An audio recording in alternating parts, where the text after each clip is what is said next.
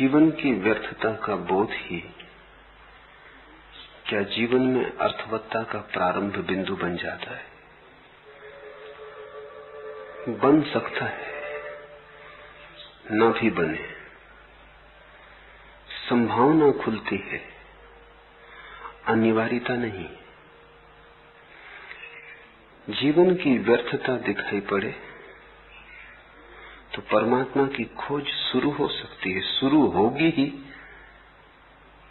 ऐसा जरूरी नहीं। जीवन की व्यर्थता पता चले तो आदमी निराश भी हो सकता है, आशा ही छोड़ दे, व्यर्थता में ही जीने लगे, व्यर्थता को स्वीकार कर ले, खोज के लिए कदम न उठाए तो जीवन तो दूभर हो जाएगा, बोझ हो जाएगा, परमात्मा की यात्रा न होगी। इतना तो सच है कि जिसने जीवन की व्यर्थता नहीं जानी वो परमात्मा की खोज पर नहीं जाएगा। जाने की कोई जरूरत नहीं। अभी जीवन में ही रस आता हो तो किसी और रस की तरफ आंख उठाने का कारण नहीं। फिर जीवन की व्यर्थता समझ में आए तो दो संभावनाएं, या तो तुम उसी व्यर्थता में रुक के बैठ जाओ और या उस व्यर्थता के पार सार्थकता की खोज करो। तुम पर निर्भर है। नास्तिक और आस्तिक का यही फर्क है, यही फर्क की रेखा है।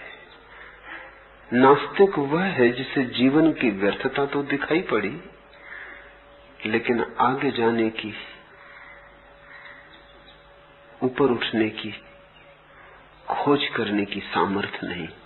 रुक गया, नहीं में रुक गया, हां की तरफ न उठ सका, निषेध को ही धर्म मान लिया, विदेह की बात ही भूल गया।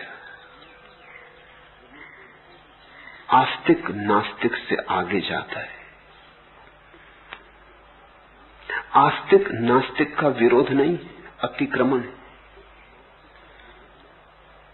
आस्तिक के जीवन में भी नास्तिकता का पड़ाव आता है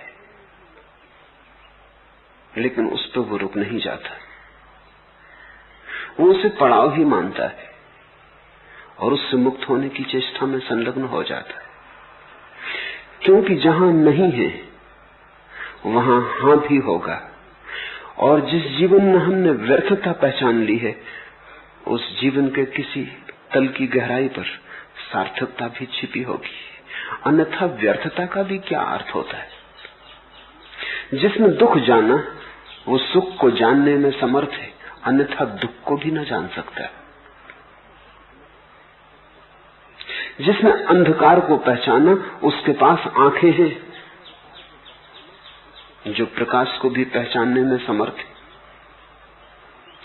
अंधों को अंधेरा नहीं दिखाई पड़ता।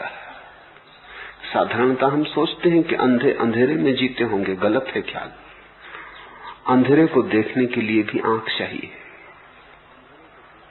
अंधेरा भी आंख की ही प्रतीति है। तुम्हें अंधेरा दिखाई पड़ता है आंख बंद कर लेने पर, क्योंकि अंधेरे को तुमने देखा है। जन्म से जन्मांध व्यक्ति को अंधेरा भी दिखाई नहीं पड़ता, देखा ही नहीं है कुछ, अंधेरा कैसे दिखाई पड़ेगा? तो जिसको अंधेरा दिखाई पड़ता है उसके पास आंख है। अंधेरे में ही रुक जाने का कोई कारण नहीं है। और जब अंधेरा अंधेरे की तरह मालूम पड़ता है तो साफ है कि तुम्हारे भीतर छिपा हुआ प्रकाश का भी कोई स्रोत है, अन्यथा अंधेरे को अंधेरा कैसे कहते? कोई कसौटी है तुम्हारे भीतर, कहीं गहरे में छिपा मापदंड है। अंधेरे पे कोई रुक जाए तो नास्तिक, अंधेरे को पहचान के प्रकाश की खोज में निकल जाए तो आस्तिक, अंधेरे को देख के कहने लगे अंधेरा ही सब कुछ है तो नास्तिक, अंधेरे को जान के अभियान पर निकल जाए, खोजने निकल जाए कि प्रकाश भी कहीं होगा। जब अंधेरा है तो प्रकाश भी होगा, क्योंकि विपरीत सदा साथ मौजूद होते। जहां जन्म है वहां मृत्यु होगी, जहां अंधेरा है वहां प्रकाश होगा, जहां दुख है वहां सुख होगा। जहां नरक अनुभव किया है तो खोजने की ही बात है। स्वर्ग भी ज्यादा दूर नहीं हो सकता। स्वर्ग और नरक पड़ोस पड़ोस में एक दूसरे से जुड़े। अगर तुमने जीवन में क्रोध का अनुभव कर लिया तो समझ लेना कि करुणा भी कहीं छिपी है। खोजने की बात है।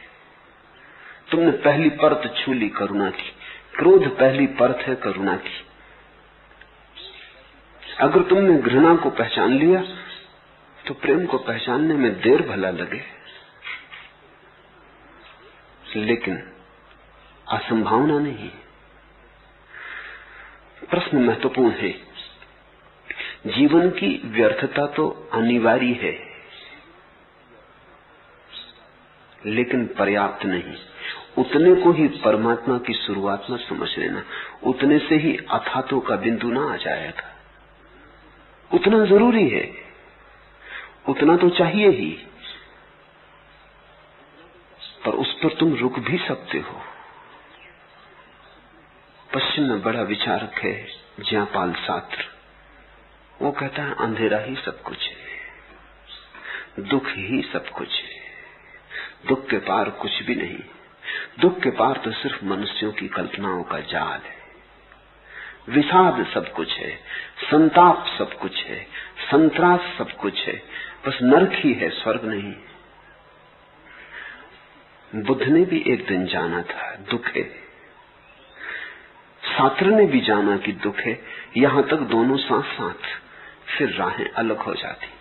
फिर बुद्ध ने खोजा कि दुख क्यों है, और दुख है तो दुख के विपरीत दुख का निरोध भी होगा।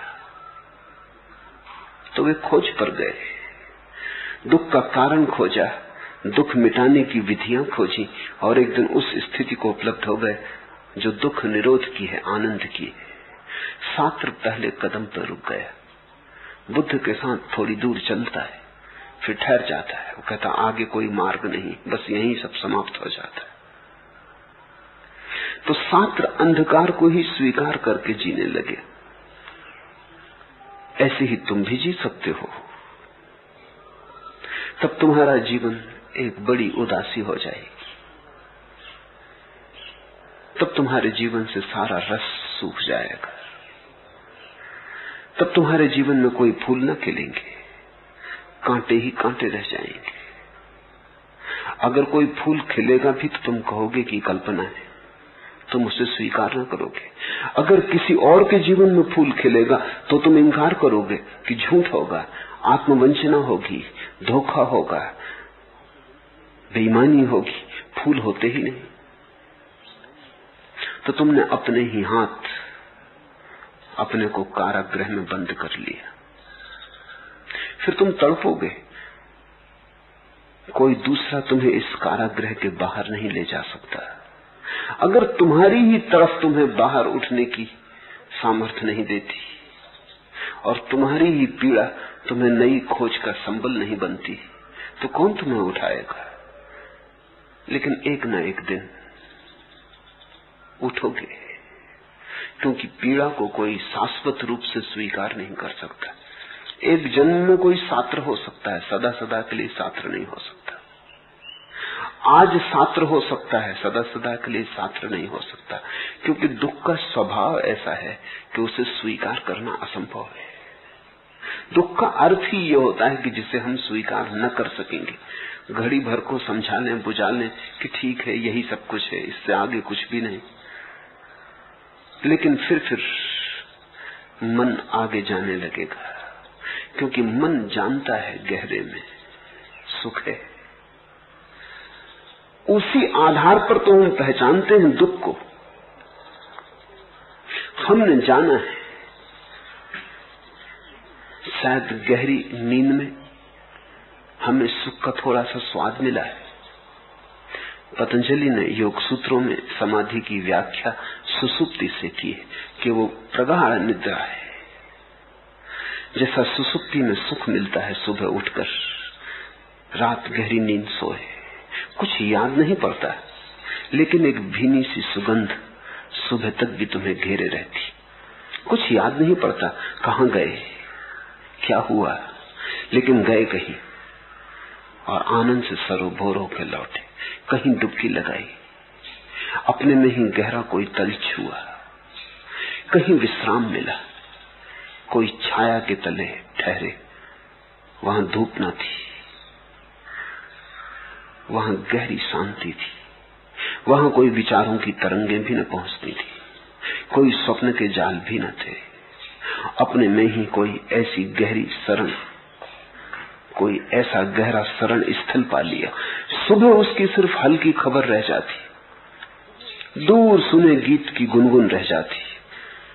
रात गहरी नींद सोए तो सुबह तुम कहते हो बड़ी गहरी नींद आई, बड़े आनंदित उठे। शायद गहरी निद्रा में तुम वहीं जाते हो जहां योगी समाधि में जाता है।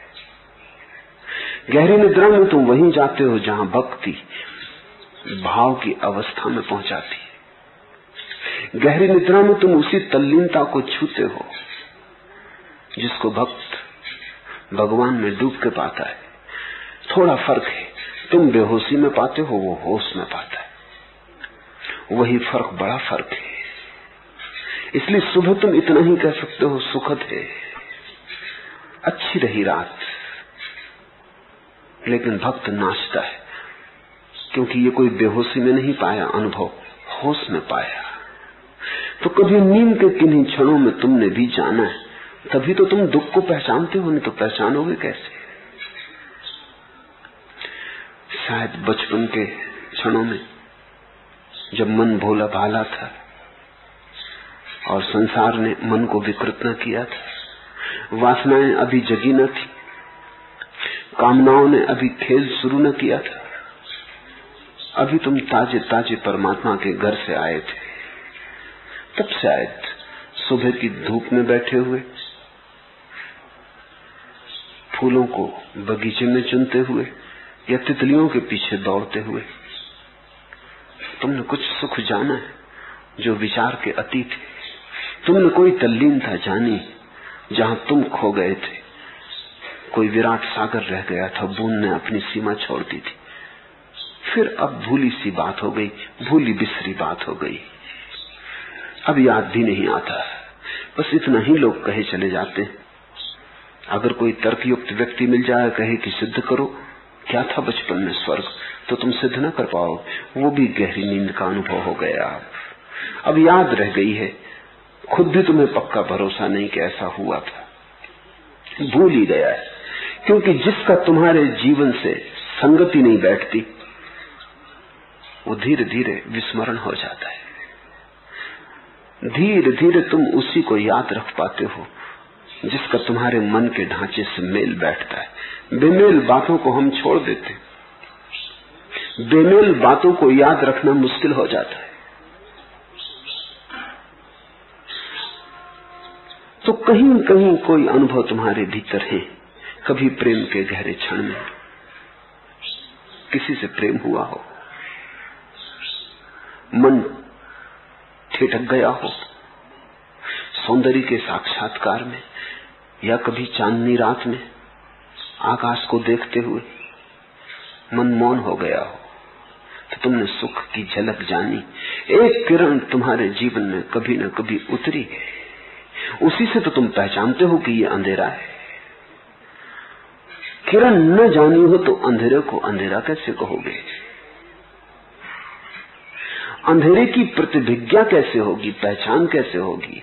पहचान तो विपरीत से होती है। तो जो रुक जाए जीवन की व्यर्थता पर, वो नास्तिक। इसलिए नास्तिक को मैं आस्तिक जितना साहसी नहीं कहता। जल्दी रुक गया, पड़ाव को मुकाम समझ लिया, आगे जाना है और आगे जाना है। एक बड़ी पुरानी सूफी कथा है कि फकीर जंगल में बैठा था। वो रोज एक लकड़हारे को लकड़ियां काटते हुए ले जाते लाते देखता था। उसकी दीनता, उसके फटे कपड़े, उसकी हड्डियों से भरी देह, उसे दया आ गई। वो जब भी निकलता था लकड़हारा तो उसके चरण छू जाता था। एक दिन उसने कहा कि कल जब तू लकड़ी काटने जाए, आगे जा और आगे जा।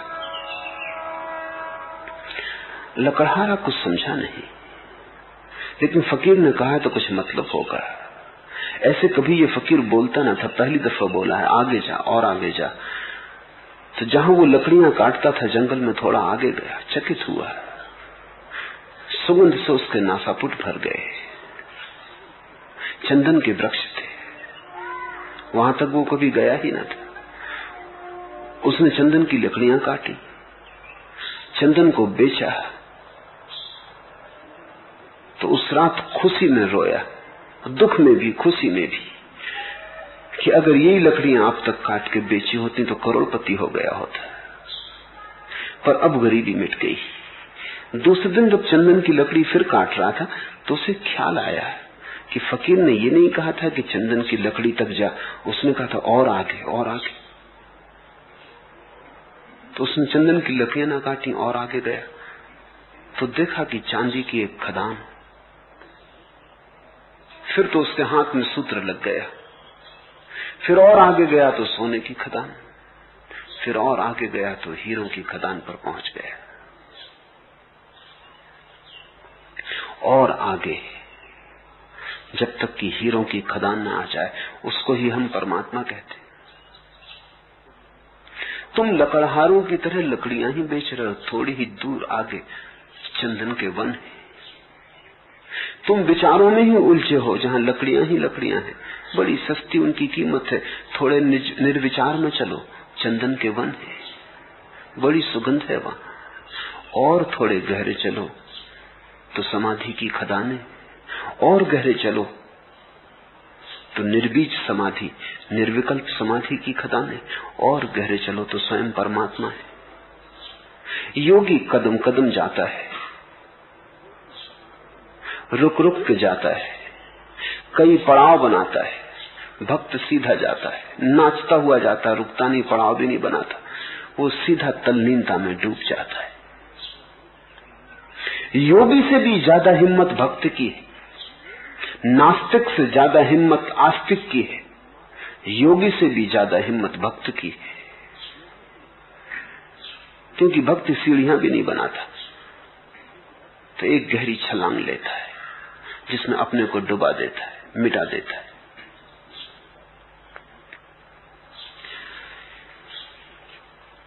इस अनुभव पर आना अत्यंत जरूरी है कि जीवन व्यर्थ है।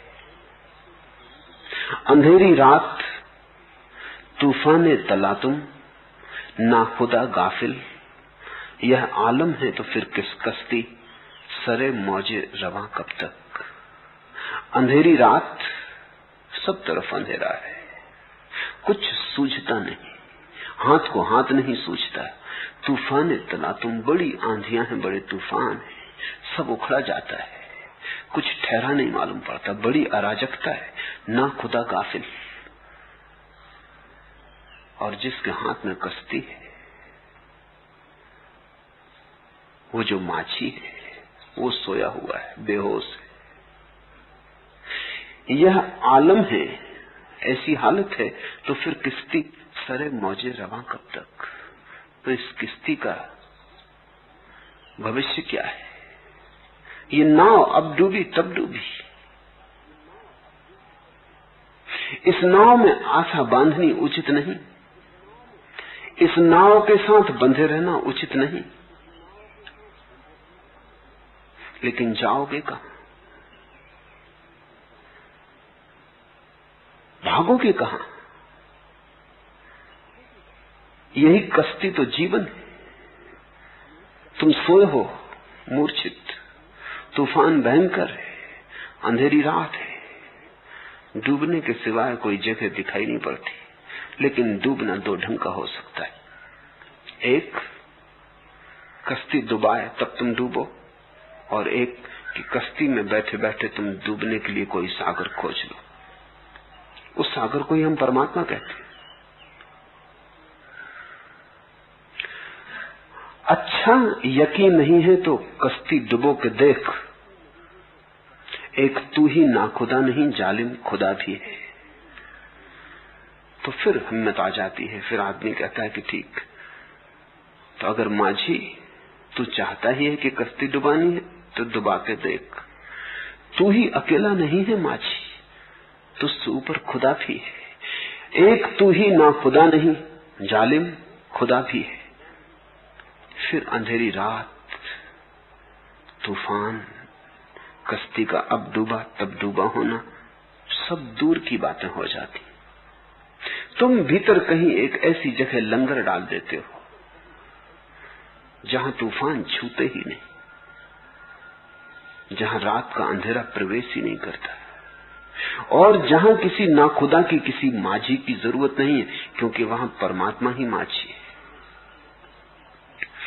जरूरी है कि जीवन की व्यर्थता दिखाई पड़ जाए। बहुत है जो जीवन की व्यर्थता बिना देखे आस्तिकता में अपने को डुबाने की चेष्टा करते हैं। वे कभी ना डूब पाएंगे। वे चुल्लू भर पानी में डूबने की चेष्टा कर रहे हैं। वे अपने को धोखा दे रहे। जब तक तुम्हारे जीवन की जड़ें उखड़ ना गई हों, जब तक तुमने गहन झंझावात नास्तिकता के न झेले हो, जब तक तुम्हारा रोआ रोआ कप न गया हो जीवन के अंधकार से, जब तक तुम्हारी छाती भयभीत न हो गई हो, तब तक तुम जिस आस्तिकता की बातें करते हो वो सांत्वना होगी, सत्य नहीं। जब तक तुम जिन मंदिरों और मस्जिदों में पूजा उपासना करते हो वो पूजा उपासना धोखाधड़ी है। वो तुम्हारा औपचारिक व्यवहार है, वो संस्कार वसात है, उससे तुम्हारे जीवन का सीधा कोई संबंध नहीं।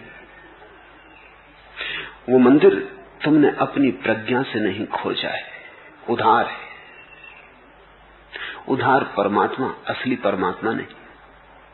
उसे तो तुम्हें अपने को चुका के ही, अपने को दान में देकर ही, अपना सर्वस्व लुटाकर ही पाना होगा। वो तो तुम जब तक सूली पर न लटक जाओ तब तक उस सिंहासन तक न पहुंच पाओगे।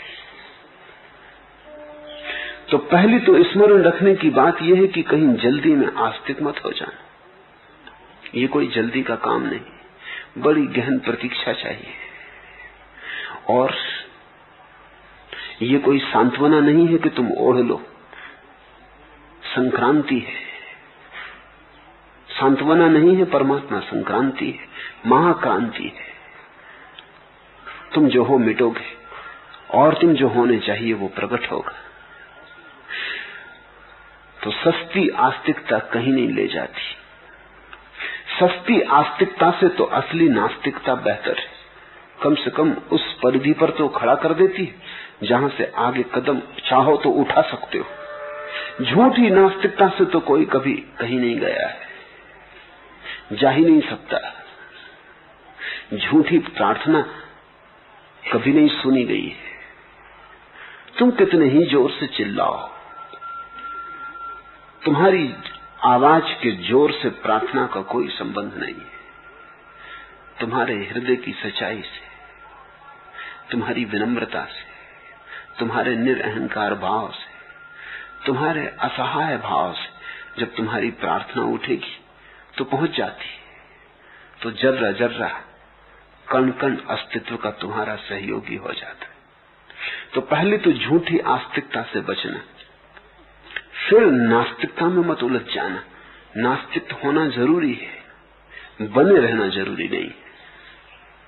एक ऐसी घड़ी आएगी जब अंधेरा ही अंधेरा दिखाई पड़ेगा, तूफान ही तूफान होंगे, कहीं कोई सहारा न मिलेगा, सब सहारे झूठ मालूम होंगे, राह भटक जाएगी। तुम बिल्कुल अजनबी की तरह खड़े रह जाओगे, जिसका कोई सहारा नहीं, जो एकाकी। तब घबरा के बैठ मत जाना, यहीं से शुरुआत होती, यहीं से अगर तुमने आगे कदम उठाया तो उपासना, भक्ति, यहीं से आगे कदम उठाया तो संसार के पार परमात्मा की शुरुआत होती। झूठी नास्तिकता से बचना है, झूठी आस्तिकता से बचना है। नास्तिकता सच्ची हो तो भी उसको घर नहीं बना लेना है। असली नास्तिकता के दुख को झेलना है ताकि उस पीड़ा के बाहर असली आस्तिकता का जन्म हो सके।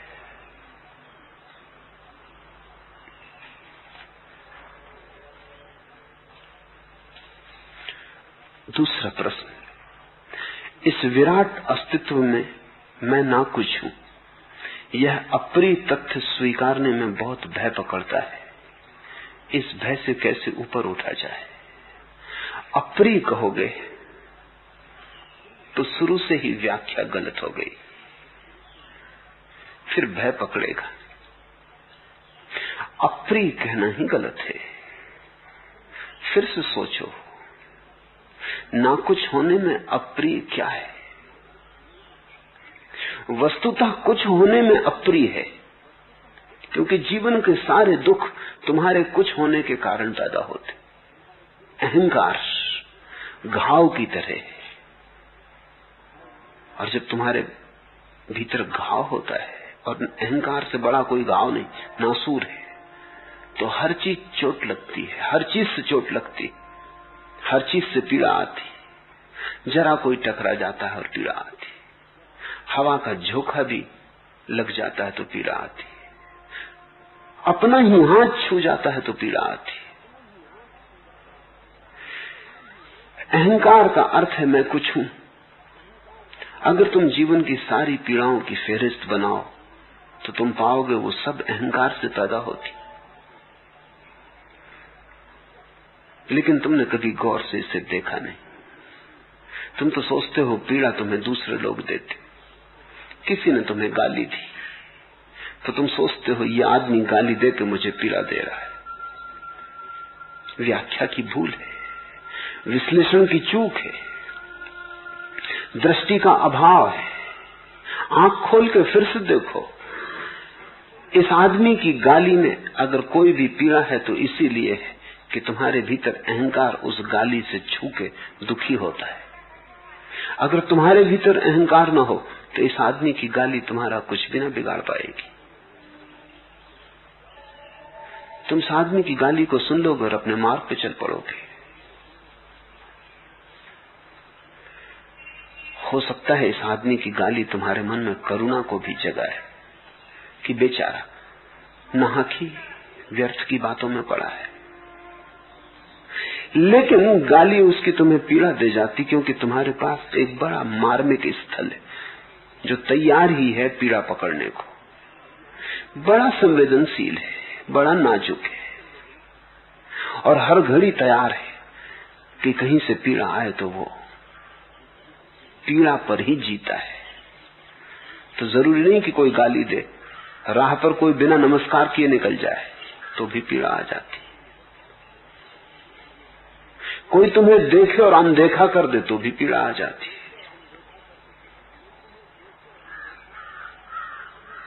राह पर दो आदमी हंस रहे हो तो भी पीड़ा आ जाती कि शायद मेरे लिए ही हंस रहे हैं। दो आदमी एक दूसरे के कान में खुसर पुसर कर रहे हो तो पीड़ा आ जाती कि शायद मेरे लिए ही। ये जो मैं है बड़ा रुग्ण है, इसको लेके तुम कभी भी स्वस्थ और सुखी ना हो पाओगे। तो अगर अप्रिय कहना हो तो अहंकार को कहना, और यही अहंकार तुमसे कहता है डरो, प्रेम से डरो क्योंकि प्रेम में इसे छोड़ना पड़ेगा। भक्ति से डरो क्योंकि भक्ति में तो ये बिल्कुल ही डूब जाएगा। प्रेम में क्षण भर को डूबेगा, भक्ति में शाश्वत सदा के लिए डूब जाएगा। बचो। ये अहंकार कहता है ऐसी जगह जाओ ही मत जहां डूबने का डर हो। बच के चलो, संभल के चलो। और यही अहंकार तुम्हारी पीड़ा का कारण है। ऐसा समझो कि नासूर लिए चलते हो और चिकित्सक से बचते हो।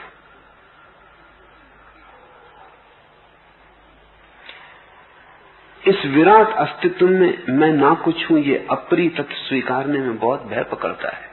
ये भय तुम्हें नहीं पकड़ रहा है, ये भय उसी अहंकार को पकड़ रहा है जो कि डूबने से, तल्लीन होने से भयभीत है। क्योंकि तल्लीनता का अर्थ मौत है, अहंकार की मौत, तुम्हारी नहीं। तुम्हारे लिए तो जीवन का नया द्वार खुलेगा। उसी मृत्यु से तुम्हारे लिए परम जीवन की उपलब्धि होगी। उसी मृत्यु से तुम पहली बार अमृत का दर्शन करोगे, लेकिन तुम्हारे लिए, अहंकार के लिए नहीं। ये जो तुम्हारे भीतर मैं की गांठ है, ये गांठ दुख दे रही है। इस अप्रिय मैं को पहचानो तो तुम पाओगे कि निरअहंकारता से ज्यादा प्रीतिकर और कुछ भी नहीं। और जिसे निरअहकारिता आ गई, सब आ गया। फिर उसे किसी मंदिर में जाने की जरूरत नहीं। निरअहकारिता का मंदिर जिसे मिल गया, वो पत्थरों के मंदिर में जाए भी क्यों। निरअहकारिता का मंदिर जिसे मिल गया, उसके तो अपने ही भीतर के मंदिर के द्वार खुल गए। अदब आमोज है मैं खाने का जर्रा जर्रा, सैकड़ों तरह से आ जाता है सिजदा करना। इश्क पाबंदे वफा है ना कि पाबंदे रसूम, सर झुकाने को नहीं कहते हैं सिजदा करना। अदब आमोज है मैं खाने का जर्रा जर्रा, अगर तुम गौर से देखो तो अस्तित्व का कण कण विनम्रता सिखा रहा है। पूछो वृक्षों से, पूछो पर्वतों से, पहाड़ों से, पूछो झरनों से, पक्षियों से, पशुओं से, कहीं अहंकार नहीं। अदब आमोज है मैं खाने का जर्रा जर्रा, एक कण कण, पूरा अस्तित्व एक ही बात सिखा रहा है, ना कुछ हो जाओ। सैकड़ों तरह से आ जाता है सिजदा करना। और अगर तुम इन बातों को सुनो जो अस्तित्व में गूंज रही सब तरफ से, सब दिशाओं से, तो सैकड़ों रास्ते हैं जिनसे उपासना का सूत्र तुम्हारे हाथ में आ जाएगा, सिजदा करना आ जाएगा, झुकने की कला आ जाएगी। जरूरी नहीं है कि तुम शास्त्र ही पढ़ो, अस्तित्व के शास्त्र से बड़ा कोई और शास्त्र नहीं। जरूरी नहीं है कि तुम ज्ञानियों से ही सीखो। तुम अगर आंख खोलकर देखो तो सारा अस्तित्व तुम्हें सिखाने को तत्पर है। यहां आदमी के सिवाय कोई अहंकार से पीड़ित नहीं, और इसलिए सिवाय आदमी के यहां कोई भी पीड़ित नहीं। आदमी ही परेशान है, चिंतित है। वृक्ष परेशान नहीं, सिजदा में खड़े। सतत चल रही है पूजा। आदमी की पूजा घड़ी दो घड़ी की होती, अस्तित्व की पूजा सतत। तुम कभी आरती उतारते हो, तारे चांद सूरज उतारते ही रहते आरती, 24 घंटे सतत। तुम कभी एक फूल चढ़ाते हो, वृक्ष रोज ही चढ़ाते रहते फूल। तुम कभी जाके मंदिर में गीत गुनगुना आते हो, पक्षी सुबह से सांझ तक गुनगुना रहे। अगर गौर से देखो तो तुम सारे अस्तित्व को सिजदा करता हुआ पाओगे। सारा अस्तित्व झुका है, घुटनों पर हाथ जुड़े, आंखों से आंसुओं की धार बह रही, हृदय से सुगंध उठ रही। फिर से देखो, देखा तो तुमने भी इसे है, ठीक आंख से नहीं देखा। फिर से देखो, तुम हर वृक्ष को झुका हुआ पाओगे प्रार्थना में, हर झरने को उसी का गीत गाता हुआ पाओगे। अदब आमोज है मैं खाने का जर्रा जर्रा, सैकड़ों तरह से आ जाता है सिजदा करना। इश्क पाबंदे वफा है, प्रेम आस्था की बात है, श्रद्धा की बात है, भरोसे की बात है। इश्क पाबंदे वफा है, न कि पाबंदे रसूम। वो कोई नीति नियम की बात नहीं, कोई रसूम की बात नहीं, कोई नियम के आचरण की विधि अनुशासन की बात नहीं। सिर्फ आस्था की बात है। कोई मुसलमान होना जरूरी नहीं, कोई हिंदू होना जरूरी नहीं, कोई ईसाई होना जरूरी नहीं, क्योंकि ये सब तो रीति नियम की बातें। धार्मिक होने के लिए इनकी कोई भी जरूरत नहीं, सिर्फ आस्था काफी है। आस्था न हिंदू है न मुसलमान, आस्था न जैन है न बौद्ध, आस्था विशेषण रहित है, उतनी ही विशेषण रहित है जितना कि परमात्मा। इश्क पाबंदे वफा है न कि पाबंदे रसूम। तो तुम कोई रीति नियम से प्रार्थना मत करने बैठ जाना, सीख मत लेना प्रार्थना करना, क्योंकि वही अड़चन हो जाएगी असली प्रार्थना के जन्म होने में। प्रार्थना सहज स्फूर्त हो, सूर्य के सामने सुबह बैठ जाना, जो तुम्हारे हृदय में आ जाए कह देना, न कुछ आए चुपचाप रह जाना। सूरज कुछ कहे सुन लेना, न कहे तो उसके मौन में आनंदित हो लेना। बंधी हुई प्रार्थनाएं मत दोहराना, क्योंकि बंधी हुई प्रार्थनाएं कंठों में उससे नीचे नहीं जाती, बस कंठों तक जाती, कंठों से आती। इसलिए अक्सर तुम पाओगे कि जिनको प्रार्थनाएं याद हो गई वो प्रार्थनाओं से वंचित हो गए। वो प्रार्थना करते रहते, उनके ओंठ दोहराते रहते हैं मंत्रों को, और उनके भीतर विचारों का जाल चलता रहता है। फिर धीरे धीरे तो इतनी आदत हो जाती दोहराने की, उससे कोई बाधा ही नहीं पड़ती। भीतर दुकान चलती रहती, ओंठों पर मंत्र चलता रहता है।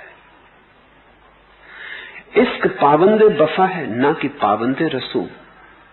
प्रेम जानता ही नहीं रीत नियम, क्योंकि प्रेम आखिरी नियम है। किसी और व्यवस्था की जरूरत नहीं है, प्रेम पर्याप्त है। प्रेम की अराजकता में भी एक अनुशासन है, वह अनुशासन सहज स्फूर्त है। सर झुकाने को नहीं कहते हैं सिजदा करना, और सिर्फ सर झुकाने का नाम प्रार्थना नहीं, खुद के झुक जाने का नाम प्रार्थना है। सर झुकाना तो बड़ा आसान है। मेरे पास लोग बच्चों को लेके आ जाते, वो खुद सर झुकाते हैं, बच्चे खड़े रह जाते, तो माँ उसका सर पकड़ के चरणों में झुका देती। मैं उनको कहता हूं ये तुम क्या जाति कर रहे हो? वो बच्चा अकड़ रहा है, वो खड़ा है, उसे सिर नहीं झुकाना है, कोई कारण नहीं है सिर झुकाने का, उससे मेरा कुछ लेना देना नहीं है। माँ उसका सिर झुका रही, रसूम सिखाया जा रहा है, नियम सिखाया जा रहा है। धीरे धीरे अभ्यस्त हो जाएगा, बड़ा होते होते किसी की झुकाने की जरूरत न रह जाएगी, खुद ही झुकने लगेगा। लेकिन हर झुकने में वो माँ का हाथ इसकी गर्दन पर रहेगा। ये बुढ़ापे तक जब भी झुकेगा तब इसे कोई झुका रहा है, वस्तुतः ये खुद नहीं झुक रहा है। तुमने कभी ख्याल किया मंदिर में तुम जाके झुकते हो, ये सिर्फ एक आदत है या आस्था है? क्योंकि बचपन से माँ बाप इस मंदिर में ले गए थे, झुकाया था एक दिन तुम्हारी गर्दन को। तुम्हें सभी को याद होगा कि किसी न किसी दिन माँ बाप ने तुम्हारी गर्दन को झुकाया था, किसी पत्थर की मूर्ति के सामने, किसी मंदिर में, किसी शास्त्र के सामने, किसी गुरु के सामने। याद करो उस दिन को। फिर धीरे धीरे तुम अभ्यस्त हो गए, फिर तुम भी संसार के रीति नियम समझने लगे, फिर तुमने भी औपचारिकता सीख ली। वो बच्चा ज्यादा शुद्ध है जो सीधा खड़ा, उसे झुकना नहीं, बात खत्म हो गई। झुकने का उसे कोई कारण समझ में नहीं आता, बात खत्म हो गई। माँ उसे एक झूठ सिखा रही है, समाज सभी को झूठ सिखा रहा है, औपचारिक आचरण सिखा रहा है। फिर धीरे धीरे धीरे धीरे परत पे परत जमते जमते ऐसी घड़ी आ जाती है कि तुम बड़े सरलता से झुकते हो, और बिना जाने कि ये भी तुम्हारा झुकना नहीं। ये सरलता भी झूठी है। इस सरलता में भी समाज के हाथ तुम्हारी गर्दन को दबा रहे हैं। इस सरलता में भी तुम्हारी गुलामी है, और प्रेम गुलामी से कहीं पैदा हुआ, परतंत्रता से कहीं पैदा हुआ। भक्ति तो परम स्वतंत्रता है। इसलिए छोड़ दो वो सब जो तुम्हें सिखाया गया हो, ताकि अनसीखे का जन्म हो सके। हटा दो वो सब जो तुमने दूसरों ने जबरदस्ती से तुम्हारे ऊपर लादा हो। निर्बोझ हो जाओ। फिर से सीखना पड़ेगा पाठ। तुम्हारी स्लेट पर बहुत कुछ दूसरों ने लिख दिया है, खाली करो उसे, धो डालो, ताकि फिर से तुम अपने स्वभाव के अनुकूल कुछ लिख सको। इश्क पाबंदे वफा है, ना कि पाबंदे रसूम। सर झुकाने को नहीं कहते हैं सिजदा करना। प्रार्थना बड़ी अभूतपूर्व घटना है। झुकना, उसके आगे तो फिर कुछ और नहीं, वो तो आखिरी बात है। क्योंकि जो झुक गया उसने पा लिया, जो झुक गया वो भर गया, वो भर दिया गया। तुम तो रोज झुकते हो, कुछ भरता नहीं। तुम तो रोज झुकते हो, खाली हाथ आ जाते हो। धीरे धीरे तुम्हें ऐसा लगने लगता है कि जिसके सामने झुक रहे हैं वो परमात्मा झूठा, क्योंकि इतनी बार झुके कुछ हाथ नहीं आता। मैं तुमसे कहता हूं वो परमात्मा तो सच है, तुम्हारा झुकना झूठा। तुम कभी झुके ही नहीं। दुनिया में नास्तिकता बढ़ती जाती है, क्योंकि झूठी आस्तिकता कब तक साथ दे।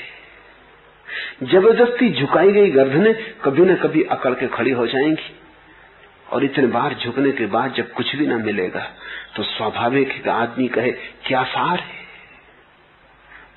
क्यों झुके। और स्वाभाविक है कि आदमी कहे इतनी बार झुक के कुछ न मिला, कोई परमात्मा नहीं। ये तुम्हारी झूठी आस्तिकता का परिणाम है। सच्ची आस्तिकता आस्था से पैदा होती। आस्था का अर्थ है, जैसा तुम समझते हो वैसा नहीं। तुम समझते हो आस्था का अर्थ है विश्वास। नहीं, आस्था का अर्थ विश्वास नहीं। आस्था का अर्थ है अनुभव।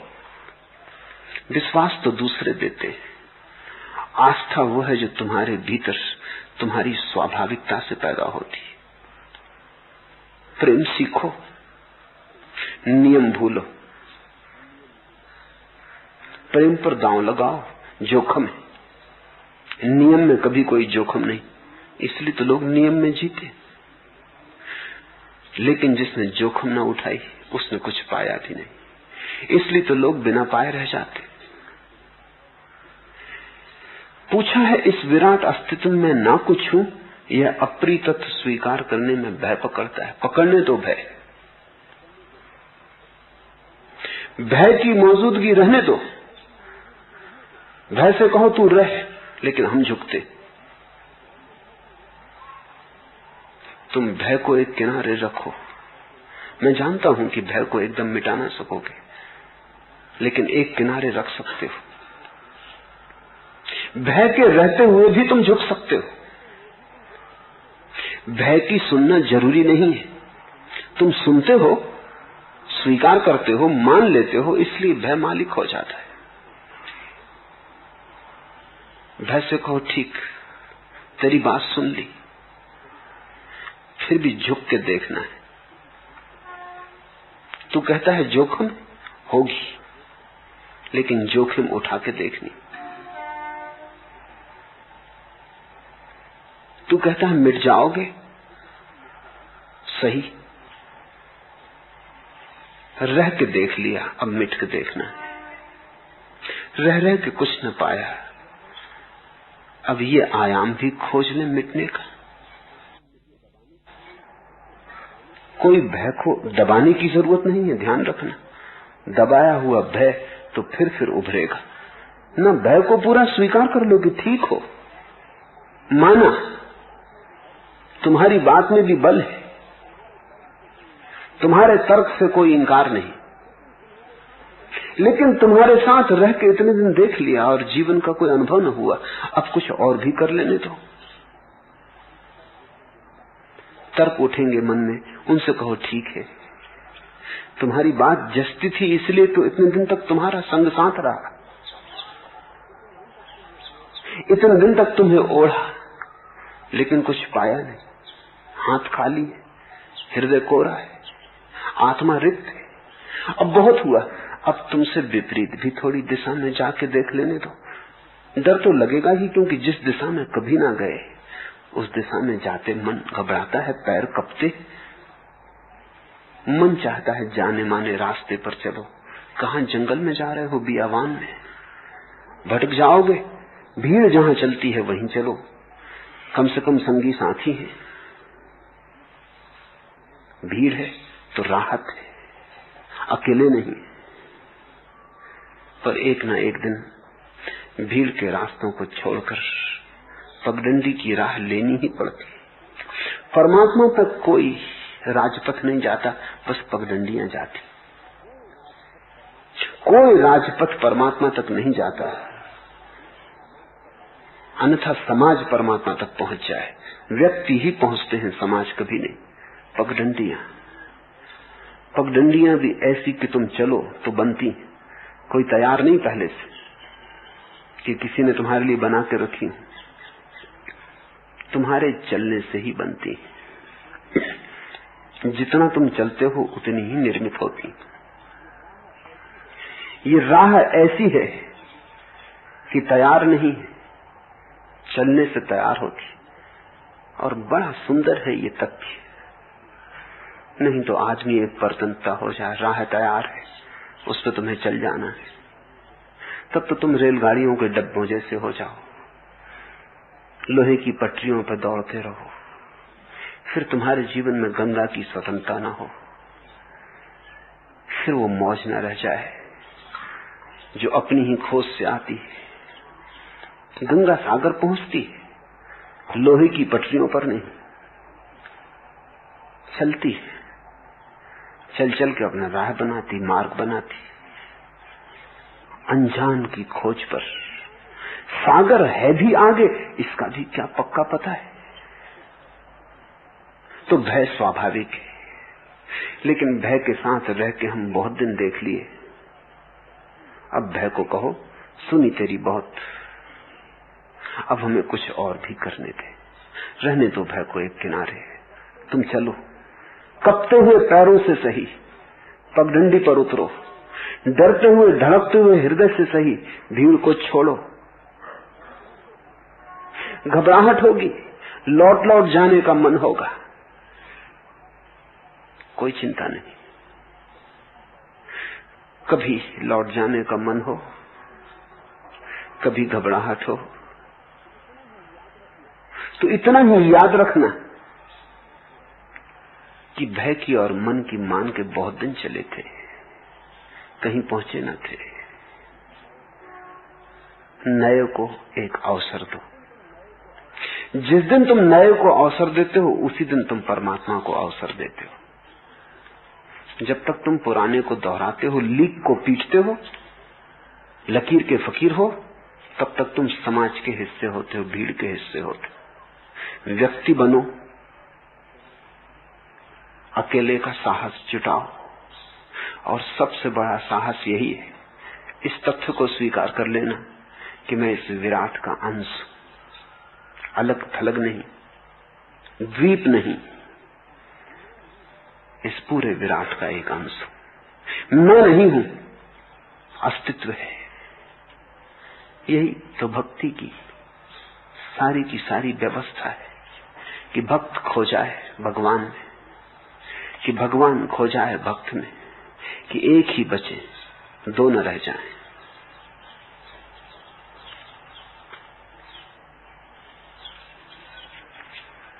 तीसरा प्रश्न, आपसे मिलकर भी यदि हमारा उद्धार न हुआ तब तो शायद असंभव ही है।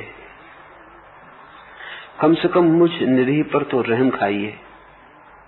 न तो मुझसे ध्यान सकता है न भक्ति। भक्ति की लहरियां आती हैं अब इस पथ पर बहुत झीनी, और वो भी कभी कभी, और संसार का भयंकर तूफान तो सदा हावी।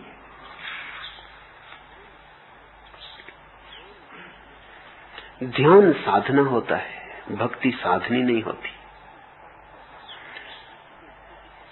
भक्ति की जो छोटी छोटी लहरियां आ रही हैं, उनमें डूबो, उनमें रस लो। तुम्हारे डूबने से लहरें बड़ी होने लगेंगी। दूर किनारे पर मत बैठे रहो, अन्यथा लहरें आएंगी और खो जाएंगी और तुम अछूते रह जाओगे। उतरो, लहरों को तुम्हारे तन प्राण पर फैलने दो। अगर छोटी छोटी लहरें आ रही हैं तो भरोसा रखो लहरों में सागर ही आया है। छोटी से छोटी लहर में विराट से विराट सागर छिपा है। ध्यान साधना पड़ता है, ध्यान साधना है। भक्ति साधना नहीं है, उपासना है। भेद समझ लो। साधना का अर्थ है तुम्हें कुछ करना है, उपासना का अर्थ है तुम्हें सिर्फ परमात्मा को मौका देना है। साधना में तुम्हें चेष्टा करनी पड़ती है, उपासना में तुम बेसहारा होकर अपने को परमात्मा पे छोड़ देते हो। तुम कहते हो अब जो तेरी मर्जी, अब तू जैसे रखे, अब तू जो करवाए, डुबाए तो वही किनारा। अब मैं नहीं हूं। भक्ति साधना नहीं पड़ती, साधने में तो तुम बने रहते हो, उपासना में तुम खो जाते हो। तुम जैसे जैसे पास आते हो। उपासना शब्द का अर्थ है परमात्मा के पास आना, उपआसन, उसके पास बैठना। बस बैठने ही काफी है। तुम उसे मौका दो, तुम बैठ जाओ उसके पास, उस पर छोड़कर, और उसे मौका दो। बिल्कुल ठीक हो रहा है। भक्ति की लहरियां आती हैं अवश्य, पर बहुत झीनी, और वह भी कभी कभी। इसे भी सौभाग्य समझो कि आती हैं। बस उन लहरों को ही पकड़ो, उनमें डूबो। एक धागा भी हाथ में आ जाए तो बस काफी है। इसलिए तो भक्ति के शास्त्र को भक्ति सूत्र कहा है, योग के शास्त्र को योग सूत्र का। धागा, सूत्र यानी धागा। ये पूरा शास्त्र नहीं है, बस सूत्र है। पर सूत्र हाथ में पकड़ आ गया तो बात खत्म।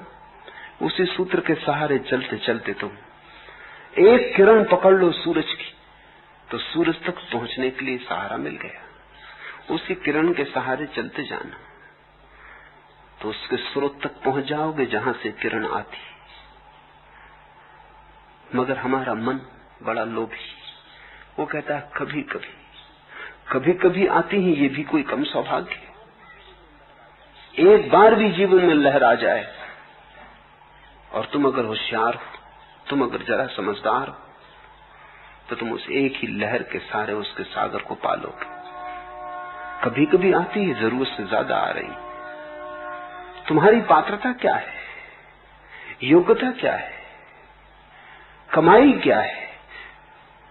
कुछ भी नहीं है। उसकी अनुकंपा से आती होंगी, प्रसाद स्वरूप आती होंगी। धन्यवाद दो, शिकायत मत करो। शिकायत करोगे तो जो लहरें आती हैं वो भी धीरे धीरे खो जाएंगी, क्योंकि शिकायती चित्त के पास उपासना असंभव है। जितनी ज्यादा तुम्हारी शिकायत होगी उतना ही परमात्मा से फासला हो जाएगा। बिन शिकायत उसके पास बैठ रहो, धन्यवाद दो। मैंने सुना है मुसलमान बादशाह हुआ महमूद, उसका एक नौकर था, बड़ा प्यारा था।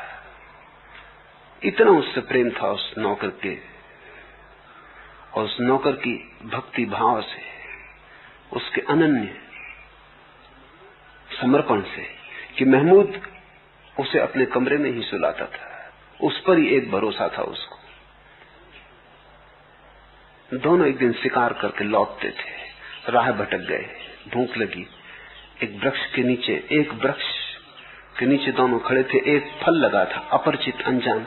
महमूद ने तोड़ा, जैसी उसकी आदत थी। चाकू निकाल के उसने एक टुकड़ा काट के अपने नौकर को दिया, जो वो हमेशा देता था। पहले उसे देता था, फिर खुद खाता था। नौकर ने खाया, बड़े अहोभाव से कहा कि एक कली और दे दी। उसने फिर कहा एक कली और। तो 3 हिस्से तो वो ले चुका, एक हिस्सा ही बचा। महमूद ने कहा एक मुझे छोड़, पर उसने कहा कि नहीं मालिक, ये फल तो पूरा ही मैं खाऊंगा। महमूद को भी जिज्ञासा बढ़ी कि इतना मधुर फल है, ऐसा इसने कभी आग्रह नहीं किया। तो वो छीना झपट की होने लगी, लेकिन नौकर ने छीन ही लिया उसके हाथ से। उसने कहा रुक, अभी जरूरत से ज्यादा हो गई बात। 3 हिस्से तू खा चुका है, एक ही फल है वृक्ष पर, मैं भी भूखा हूं। और मेरे मन में भी जिज्ञासा उठती कि इतना तो तूने कभी किसी चीज के लिए मांग नहीं की, ये मुझे दे दे वापस। नौकर ने कहा मालिक मत ले, मुझे खा लेने दे। पर महमूद न माना तो उसे देना पड़ा। उसने चखा तो वो तो जहर था।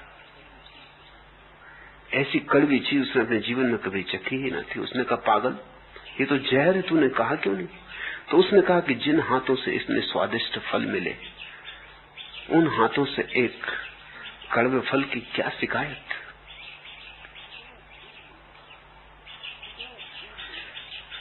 शिकायत दूर ले जाएगी, धन्यवाद पास लाएगा। थोड़ा सोचो, उस दिन वो नौकर महमूद के हृदय के जितने करीब आ गया, महमूद रोने लगा। वो तो बिल्कुल जहर था फल, वो तो मुंह में ले जाने योग्य न था। और उसने इतने अहोभाव से, इतनी प्रसन्नता से उसे स्वीकार किया, छीना झपटी की। वो नहीं चाहता था कि महमूद चखे, क्योंकि चखेगा तो महमूद को पता चल जाएगा कि फल कड़वा था। ये तो कहने का ही एक ढंग हो जाएगा कि फल कड़वा है, न कहा लेकिन कह दिया, ये तो शिकायत हो जाएगी, इसलिए छीन झपट की। जिन हाथों से इतने मधुर फल मिले, उस हाथ से एक कड़वे फल की क्या चर्चा करनी, वो बात ही उठाने की नहीं। परमात्मा ने इतना दिया है कि जो शिकायत करता है वो अंधा है। थोड़ी लहरें आती, उन लहरों में डूबो, और लहरें आएंगी। धन्यवाद, अनुग्रह का भाव, बड़ी लहरें आएंगी। एक दिन सागर का सागर तुम में उतर आएगा, एक दिन तुम्हें बहा के ले जाएगा, सब कूल किनारे टूट जाएंगे। लेकिन सूत्र यही है कि तुम उसके प्रसाद को पहचानो और अनुग्रह के भाव को बढ़ाते चले जाओ। होता अक्सर ऐसा है कि जो तुम्हें मिलता है तुम उसके प्रति अंधे हो जाते हो। तुम उसे स्वीकार ही कर लेते हो कि ठीक है, ये तो मिलता ही है, और चाहिए। अक्सर ऐसा होता है, जितना ज्यादा तुम्हें मिल जाता है उतने ही तुम दरिद्र हो जाते हो, क्योंकि उसको तो तुम स्वीकार ही कर लेते हो, उसकी तो तुम बात ही भूल जाते हो जो मिल गया। एक मनोविज्ञान शाला में बंदरों पर कुछ प्रयोग किया जा रहा था। तो एक कटघरे में 10 बंदर रखे गए थे, जिनका रोज नहलाना धुलाना होता था, ठीक भोजन मिलता था, बड़ी उस कटघरे में सफाई रखी गई थी, एक मक्खी न थी। दूसरे कटघरे में 10 उन्हीं के साथी बंदर थे, उनको नहलाया धुलाया न जाता था, उन पर गंदगी इकट्ठी हो गई थी, जू पड़ गए थे, मक्खियां भनभनाती रहती थी, सफाई का कोई इंतजाम नहीं किया गया था। ये तो प्रयोग था एक। 3 महीने में मनोवैज्ञानिकों ने जो निष्कर्ष निकाला वो ये था कि वो जो गंदे बंदर थे, जिन पे मक्खियां झूमती रहती और जिनके शरीर पर जू पड़ गई थी और जिनको नहलाया धुलाया ना गया था, वो ज्यादा शांत और ज्यादा प्रसन्न, और जिनको नहलाया धुलाया जाता था, ठीक भोजन दिया जाता था, वक्त पे दिया जाता था और सब तरह की साथ संभाल रखी गई थी, एक मक्खी नहीं जाने दी, वो बड़े परेशान। फिर यही प्रयोग कुत्तों पे भी दोहराया गया और यही परिणाम पाया गया। तो मनोवैज्ञानिकों ने यह निष्कर्ष निकाला कि जब तुम्हारी जिंदगी में बहुत परेशानी होती है तब तुम ज्यादा शांत होते। तुम परेशानी में उलझे होते हो, अशांत होने की भी तुम्हें सुविधा नहीं होती। जैसे जैसे तुम्हारे पास सुविधा होती जाती है वैसे वैसे तुम अशांत होते जाते हो, क्योंकि सुविधा होती है, व्यस्तता नहीं होती, उलझाव नहीं होता, करो भी तो करो क्या, तो तुम शिकायतों में पड़ जाते हो। ये मेरा अनुभव है कि जिनके जीवन में भी ध्यान की थोड़ी सी शांति आनी शुरू होती वो और लोभ से भर जाते, जिनको भक्ति की थोड़ी सी झलक मिलती वो और लोभ से भर जाते, जिनको नहीं मिली है वो उतने लोभ में भरे नहीं, वो ज्यादा प्रसन्न मालूम पड़ते। जिंदगी का उलझाव काफी है, उन्हें स्वाद ही नहीं मिला तो लोभ कहां से लगे। तुम गौर करो, गरीब आदमी को तुम ज्यादा शांत पाओगे अमीर आदमी की बजाय। कारण साफ है, वही जो बंदरों के कटघरे में हुआ। अमीर को सब मिल रहा है, अब वो करे क्या, शिकायत ही करता है। जो बाहर की अमीरी गरीबी के संबंध में सच है, वही भीतर की अमीरी गरीबी के संबंध में भी सच है। अगर तुम्हें झलकें मिल रही हैं थोड़ी झीनी सही, झीनी भी तुम कहते हो, वो भी तुम्हारा शिकायती चित्त है जो उन्हें झीनी बता रहा है। कभी कभी मिलती है, चलो कभी कभी सही, कभी कभी भी तुम कहते हो, वो भी तुम्हारा शिकायती चित्त है, उसमें भी लोभ है। जो मिलता है वो तो स्वीकार कर लिया, वो तो जैसे तुम मालिक थे, मिलना ही चाहिए था, तुम अधिकारी थे उसके, बाकी जो नहीं मिल रहा है उसकी शिकायत है। तो तुमने भक्ति का राज नहीं समझा, तुम्हें उपासना की कला ना आई। जो नहीं मिलता उसकी बात ही मत उठाओ, वो बात उठानी अशिष्ट है, उससे असंस्कार पता चलता है। जो मिलता है उसकी बात करो, उसका गुणगान करो, उसकी महिमा गाओ, उसके गीत गुनगुनाओ, और तुम जल्दी ही पाओगे और द्वार खुलने लगे, तुम जल्दी ही पाओगे और नई हवाएं आने लगी और नई झलकें मिलने लगी।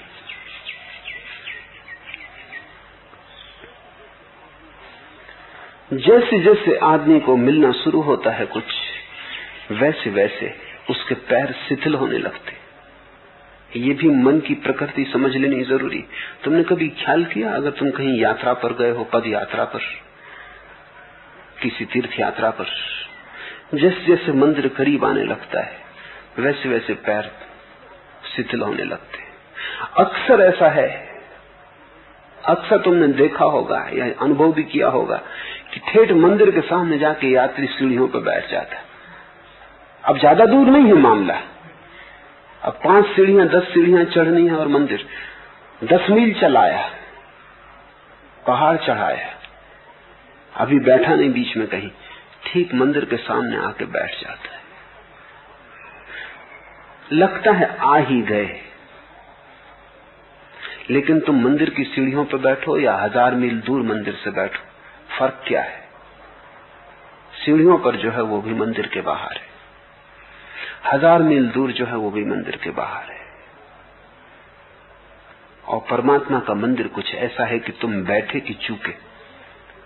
ये कोई जड़ पत्थर का मंदिर नहीं कि तुम सीढ़ियों पर बैठ रहे तो मंदिर भी वहां रुका रहेगा। ये तो चैतन्य मंदिर है, तुम बैठे कि चूके, तुम बैठे कि मंदिर दूर गया, तुम रुके कि खोया। सामने मंजिल है और आहिस्ता उठते हैं कदम, पास आकर हो रहे हैं दूर मंजिल से हम। सावधान रहना। जब ध्यान की लहरें उठने लगे, भक्ति की उमंग आने लगे, थोड़ी रसधार बहे, थोड़ी मस्ती छाए, तो 2 खतरे। एक खतरा यह है जो इस प्रश्न करने वाले ने पूछा है, वो खतरा यह है कि तुम कहो ये तो कुछ भी नहीं और चाहिए, तो भी तुम दूर हो जाओगे। दूसरा खतरा यह है कि तुम कहो बस हो गया, पहुंच गए, और बैठ जाओ, तो भी तुम खो गए। फिर करना क्या है? चलते जाना है और शिकायत नहीं करनी। चलते जाना है और अहोभाव से भरे रहना है। चलते जाना है और धन्यवाद देते जाना है। ओंठ पर गीत रहे धन्यवाद का, और पैर रुके ना। धन्यवाद तुम्हारा रुकावट ना बन जाए। अक्सर ऐसा होता है कि शिकायती चलते और धन्यवादी बैठ जाते, दोनों खतरे।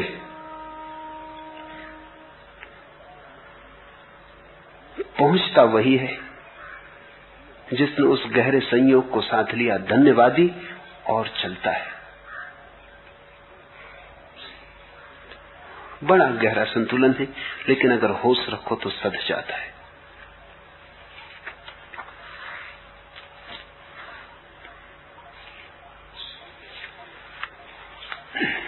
चौथा प्रश्न। कल के सूत्र में कहा गया कि लौकिक और वैदिक कर्मों के त्याग को निरोध कहते हैं और निरोध भक्ति का स्वभाव है। और फिर यह भी कहा गया कि भक्त को शास्त्रोक्त कर्म विधि पूर्वक करते रहना चाहिए। कृपया इस विरोध को स्पष्ट करें। विरोध नहीं है, दिखाई पड़ता है। जो भी पढ़ेगा तत्क्षण दिखाई पड़ेगा कि पहले तो कहा कि लौकिक और वैदिक कर्म सबका त्याग हो जाता है, निरोध हो जाता है, छूट जाते, और फिर कहा करते रहना चाहिए। विरोध दिखाई पड़ता है, विरोध है नहीं। जान के ही दूसरा सूत्र रखा गया है कि जब तुम्हारे जीवन से लौकिक और वैदिक, इस लोक के और परलोक के सारी आकांक्षाएं और सारे कर्म छूट जाते हैं, तो कहीं ऐसा ना हो कि तुम कर्मों को छोड़ ही दो। कर्म तो छूट जाते हैं, लेकिन तुम करते रहना। इसका अर्थ हुआ कि अब तक तुमने कर्ता की तरह किया था, अब अभिनेता की तरह करना। फिर तत्क्षण विरोध खो जाता है। अब तक तुमने किया था कि मैं करता हूं, अब तुम अभिनेता की तरह करना, क्योंकि जिस विराट समूह के तुम हिस्से हो वो मानता है कि ये कर्मोचित है, इनका अभिनय करना है, तुम्हारे लिए इनका कोई मूल्य नहीं है। ऐसा ही समझो, जब शहर में आते हो तो बाएं चलने लगते हो, जंगल में जाके फिर बाएं दाएं रखा हिसाब रखने की कोई जरूरत नहीं। जंगल में तुम अकेले हो, बाएं चलो दाएं चलो बीच में चलो, जैसा चलना हो चलो, क्योंकि वहां कोई पुलिस वाला नहीं खड़ा है, रास्ते पे कोई तख्तियां नहीं लगी, वहां कोई और है ही नहीं तुम्हारे सिवाय। अगर जंगल में भी जाके तुम बाएं ही बाएं चलो तो तुम पागल हो, फिर तुम्हारा दिमाग खराब है, क्योंकि बाएं चलने का कोई संबंध चलने से नहीं है, बाएं चलने का संबंध भीड़ में चलने से है। जब अकेले हो तब मुक्त हो। तो जो व्यक्ति भक्त की दशा को उपलब्ध हुआ अपने भीतर, अपने एकांत में, तो सभी नियमों के बाहर हो जाता है। वहां न तो कोई शास्त्र है, न कोई नियम है, न कोई रीत है, न कुछ पाना है, न कहीं जाना है। वो तो अपने भीतर परम अवस्था को उपलब्ध हो गया है। वो तो परमात्मा के साथ एक रस हो गया है। भीतर जहां सब एकांत है, वहां तो अद्वैत हो गया, वहां तो अनन्यता सद गई। लेकिन बाहर जब वो राह पर जाएगा तब बाएं चलेगा। कहीं ऐसा न हो कि जो तुमने भीतर अनुभव किया है तुम उसे बाहर भी थोपने की चेष्टा में न पड़ जाओ। इसीलिए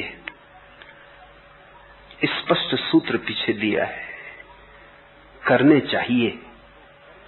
उस व्यक्ति को शास्त्रों कर्म विधि पूर्वक करने चाहिए, जान के, होश से उन नियमों का पालन करना चाहिए। वो अभिनय होंगे, अब उनकी कोई अर्थवत्ता नहीं है। लेकिन अगर तुम अंधों के बीच रहते हो तो अंधों के नियम मानो।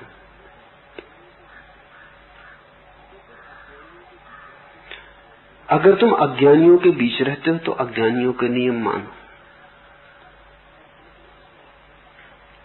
इसे थोड़ा समझने जैसा है। भारत में एक बड़ी प्राचीन धारणा है कि जब व्यक्ति ज्ञान को उपलब्ध हो जाए तो वो चेष्टापूर्वक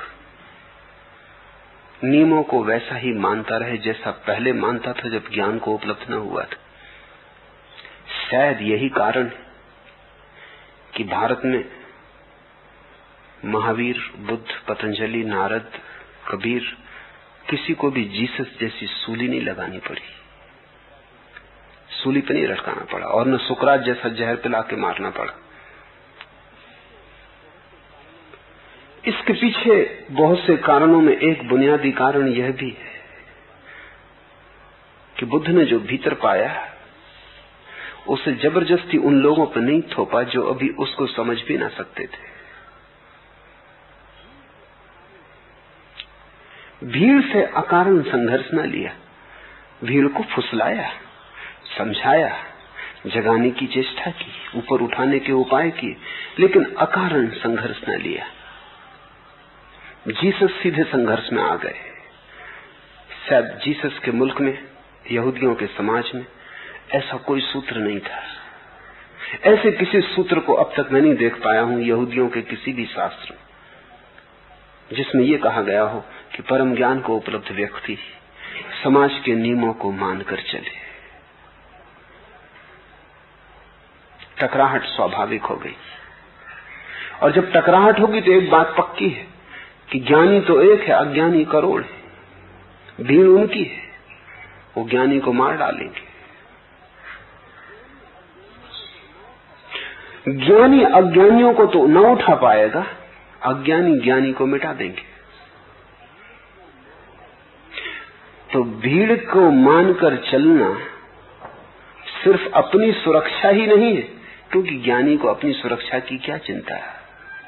भीड़ की मानकर चलना भीड़ पर करुणा है, अन्यथा भीड़ तुम्हारे विपरीत हो जाएगी। तुम उसे फुसला भी ना सकोगे, राजी भी ना कर सकोगे, तुम उसे दिशा भी ना दे सकोगे। ऐसा समझो कि तुम मेरे साथ हो, तुम्हारी 99 बातें मैं मान लेता हूं तो तुम भी मेरी एक बात मानने को तैयार हो सकते हो। हालांकि मेरी एक तुम्हें बिल्कुल बर्बाद कर देगी, तुम जहां हो वहां से उखाड़ देगी, और तुम्हारी 99 मेरा कुछ बिगाड़ने वाली नहीं। तुम्हारी 99 मेरे लिए अभिनय होंगी, मेरी एक तुम्हारे लिए जीवन क्रांति हो जाएगी।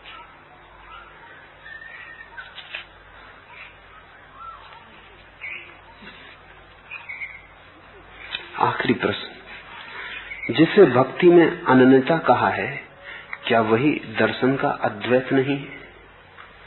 अर्थ तो वही है, लेकिन स्वाद में बड़ा भेद है। अनन्यता में रस है, अद्वैत बड़ा रूखा सूखा शब्द है। अद्वैत तर्क का शब्द है, अनन्यता प्रेम का।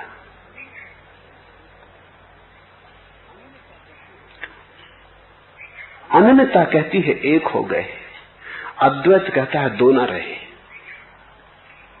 बात तो वो एक ही कहते, लेकिन दो ना रहे, इसमें बड़ा तर्क है। अद्वैत ये भी नहीं कहता कि एक हो गए, क्योंकि एक कहने से दो का ख्याल आ सकता है। एक में दो का ख्याल छिपा ही है, इसलिए कान को सीधा न पकड़ के तर्कशास्त्र हाथ घुमा के उल्टा पकड़ता है, दो ना रहे, इसलिए अद्वैत। क्या हुआ इसके संबंध में बात नहीं कही जा रही। अनन्यता सीधी खबर है, क्या हुआ। अद्वैत बाहर बाहर से खबर है। अद्वैत ऐसा है जैसा कोई तुमसे पूछे कि प्रेम क्या, और तुम कहो घृणा नहीं। निषेध से कहा जा रहा है। माना कि प्रेम घृणा नहीं, ये सच है, लेकिन प्रेम घृणा के न होने से बहुत ज्यादा है। अनन्यता बड़ा प्यारा शब्द है। दूसरा दूसरा ना रहा, अनन्य का अर्थ है। अन्य अन्य ना रहा, अनन्य हो गया। दूसरा दूसरा ना रहा, एक हो गए। अद्वैत से ज्यादा है ये बात। इसमें थोड़ा रस है जो अद्वैत में नहीं। अद्वैत गणित और तर्क का शब्द है, अनन्यता प्रेम और काव्य का। अद्वैत पर किताब लिखनी हो तो रूखी सूखी होगी, अनन्यता पर किताब लिखनी हो तो काव्य होगा, तो गीत होगा। अनन्यता प्रकट करनी हो तो नाच के प्रकट हो सकती है, जैसे नर्तक नृत्य से एक हो जाता है, ऐसा अनन्यता प्रकट करनी हो तो मस्ती से प्रकट होगी। अद्वैत प्रकट करना हो तो मस्ती की कोई जरूरत नहीं, नृत्य की जरूरत ही नहीं है। नृत्य को बीच में लाने में बाधा पड़ेगी, सीधे तर्क के नियम काफी हैं। इसलिए वेदांत के शास्त्र बड़े रूखे सूखे, मरुस्थल जैसे। वो भी परमात्मा के ही शास्त्र है, क्योंकि मरुस्थल भी परमात्मा के ही है, लेकिन वहां हरियाली नहीं उगती, वहां फूल नहीं लगते और पक्षियों का कोई कलरव नहीं होता, झरनों का कलकल नाद वहां नहीं है।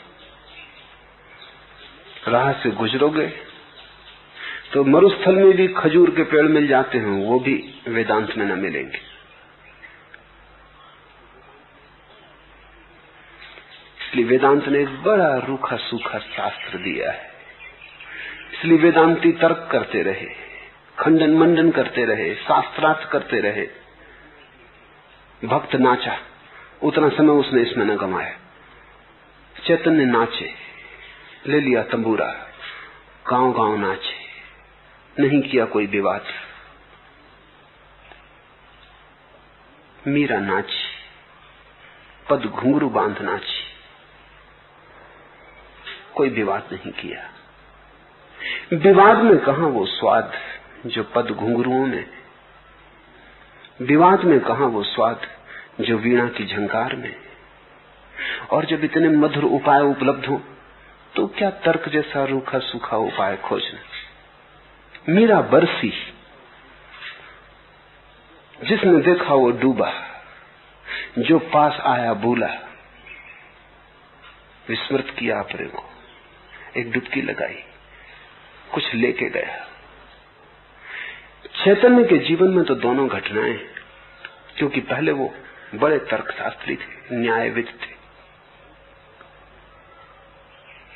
और एक ही काम था उनके जीवन में, विवाद। उन जैसा विवादी नहीं था। बंगाल में उनकी बड़ी ख्याति थी, बड़े बड़े पंडितों को उन्होंने हराया। लेकिन धीरे धीरे एक बात समझ में आई, पंडित हार जाते, वो जीत जाते, लेकिन भीतर कोई रसधार नहीं बह रही। इस जीत को इकट्ठा करके भी क्या करेंगे, ऐसे जीवन बीता जाता है। ये प्रमाण पत्र इकट्ठे करके क्या होगा कि कितने लोगों को जीत लिया और कितने लोगों को तर्क में पराजित किया। ये तर्क के जाल से क्या होगा। एक दिन होश आया कि तो समय को गंवाना है, फिर उन्होंने सब तर्क छोड़ दिया, शास्त्र नदी में डुबा दिए, ले लिया मंजीरा, नाचने लगे। तब उन्होंने किसी और ढंग से लोगों को जीता, तर्क से नहीं जीता, प्रेम से जीता। तब उनके चारों तरफ एक अलग ही माहौल चलने लगा। उनकी हवा में एक और गंध आ गई। जहां उनके पैर पड़े वहीं विजय यात्रा हुई। जिसने उन्हें देखा वही हारा, लेकिन इस हार में कोई हराया न गया। इस हार में कोई अहंकार न था जीतने वाले का। इस हार में हारने वाले को पीड़ा न हुई। ये प्रेम की हार थी, जो कि जीतने का एक ढंग है। प्रेम की हार में कोई हारता ही नहीं, दोनों जीतते। प्रेम में जीते तो जीत, हारे तो जीत। वहां हार जीत में भेद नहीं। अनन्यता बड़ा मधुर शब्द है। अद्वैत बिल्कुल रूखा सूखा। अनंतता ऐसा है जैसे हरा फल रस भरा। अद्वैत ऐसा है जैसे सूखा फल झुर्रियां पड़ा, सब रस खो गया। गुठली ही गुठली है अद्वैत।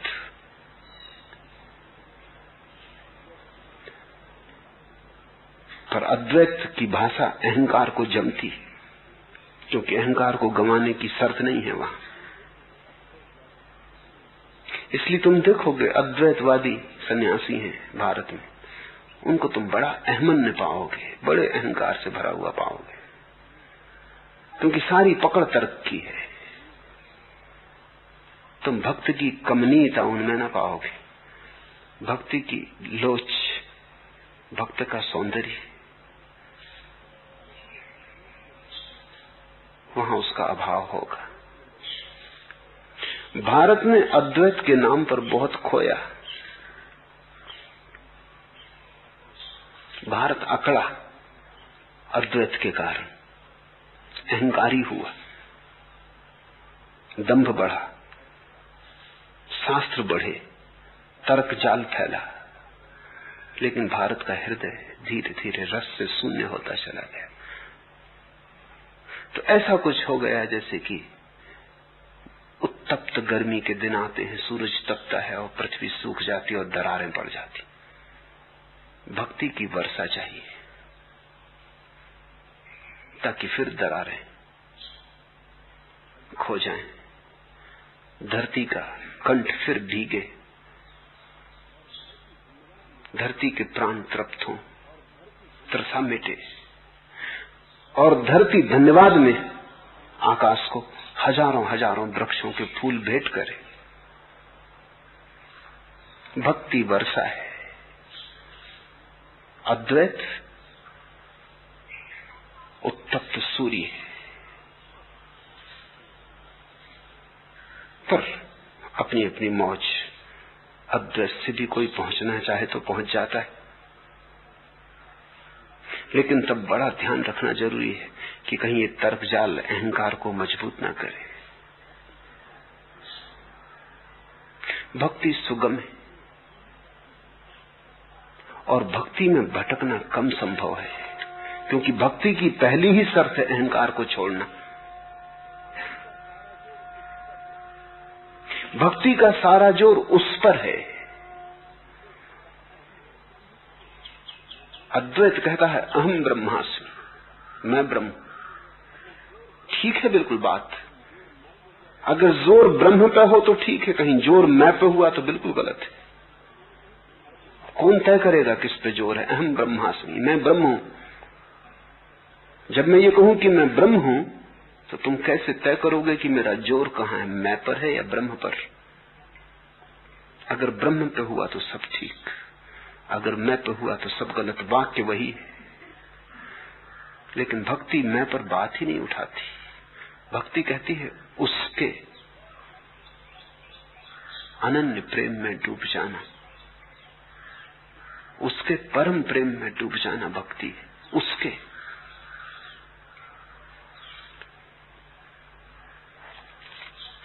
आज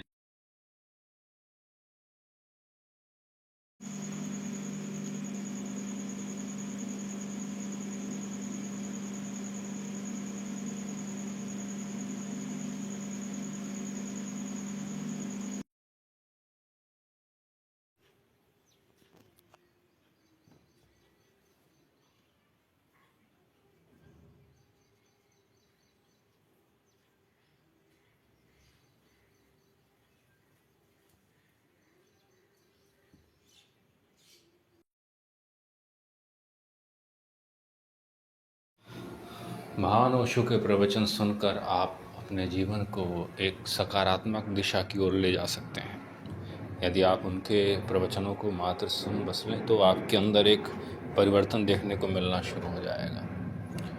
आप पहले से अधिक ऊर्जावान, सकारात्मक और एक अच्छे विचार वाले बनते चले जाएंगे।